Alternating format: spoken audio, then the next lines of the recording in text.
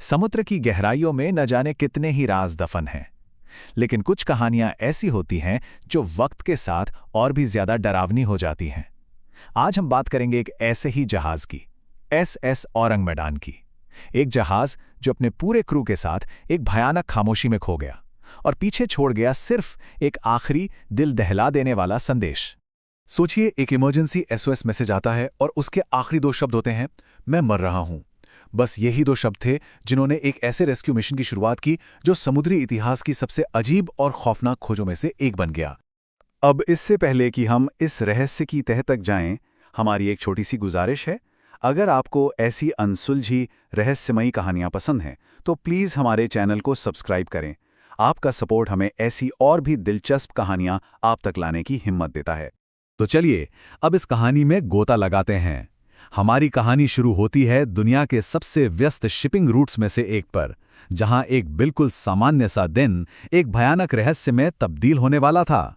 साल था 1948, महीना फरवरी का, और जगह थी मलक्का स्ट्रेट, जो मलेशिया और इंडोनेशिया के बीच का एक अहम समुद्री रास्ता है। उस दिन समंदर बिल्कुल शांत था, लेकिन अचानक आसपास के कई जहाज़ों के रेडियो ऑपरेटरों को एक डिस्ट्रेस सिग्नल मिलना शुरू हुआ। ये मैसेज मोर्स कोड में था। देखिए, मोर्स कोड वॉइस रेडियो से कहीं ज़्यादा भरोसेमंद होता है, खासकर जब दूरी बहुत ज़्यादा हो या मौसम ख़राब हो। तो जब ये मैसेज आया तो इसे बहुत ही गंभीरता से लिया गया।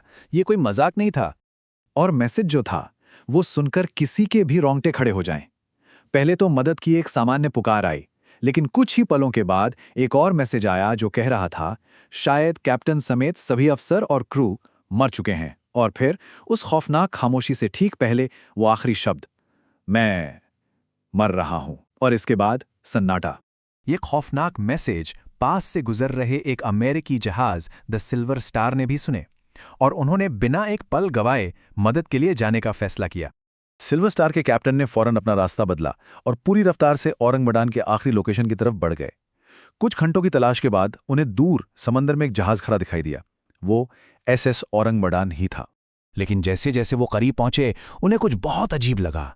जहाज बिल्कुल ठीक ठाक लग रहा था, उस पर कोई डैमेज नहीं था, पर उसकी चिमनी से धुआं नहीं निकल रहा था और पूरे जहाज पर एक मौत जैसी खामोशी छाई थी। सिल्वर स्टार ने हॉर्न बजाए, आवाजें दी, पर दूसरी तरफ से कोई जवाब नहीं। अब फैसला हुआ कि एक रेस्क्यू टीम उस भूतिया जहाज पर जाएगी, और उन्होंने जहाज पर चढ़कर जो देखा वो शायद उनके सबसे बुरे सपनों से भी ज्यादा भयानक था। जैसे ही रेस्क्यू टीम औरंग मैदान पर चढ़ी, उन्हें हर तरफ सिर्फ लाशें मिली। डेक पर, ब्रिज पर, हर जगह क्रू के लोग मरे पड़े थे, और सबसे डरावनी बात उनके चेहरे थे। हर एक के चेहरे पर खौफ का एक ही भाव जमा हुआ था। आंखें आसमान की तरफ घूर रही थीं, मुंह ऐसे खुले थे मानो वो अपनी आखिरी सांस में चीख रहे हों, और उनके शरीर पर चोट का एक भी निशान नहीं था। यहां तक कि जहाज का कुत्ता भी उसी डरी हुई हालत में मरा पड़ा था। जब वो लोग रेडियो रूम में पहुंचे तो उन्होंने उस आदमी को देखा जिसने वो आखिरी मैसेज भेजा था। वो अपनी कुर्सी पर मरा हुआ था और उसकी उंगलियां अब भी मोर्स कोड की पर रखी हुई थी। एक आखिरी बेताब कोशिश दुनिया को बताने की कि उनके साथ न जाने क्या हुआ था। सिल्वर स्टार की क्रू ने फैसला किया कि वो इस जहाज को खींचकर पास के पोर्ट पर ले जाएंगे ताकि इसकी पूरी जांच हो सके। लेकिन औरंग मैदान के रहस्य अभी खत्म नहीं हुए थे। जैसे ही उन्होंने जहाज को खींचने के लिए रस्सियां बांधनी शुरू की, जहाज के कार्गो होल्ड नंबर 4 से अचानक धुआं निकलने लगा। देखते ही देखते आग भड़की और इतनी तेजी से फैली कि रेस्क्यू टीम को अपनी जान बचाकर भागना पड़ा। और जैसे ही वो अपने जहाज पर वापस पहुंचे, औरंग मैदान में एक जबरदस्त धमाका हुआ और जहाज के टुकड़े टुकड़े हो गए। वो रहस्यमयी जहाज अपनी सारी लाशों और अपने सारे राजों के साथ बस कुछ ही मिनटों में समंदर की गहराइयों में समा गया। अब कोई सबूत नहीं बचा था। तो सवाल ये था, आखिर हुआ क्या था? इस एक सवाल ने दशकों तक इन्वेस्टिगेटर्स को परेशान किया है।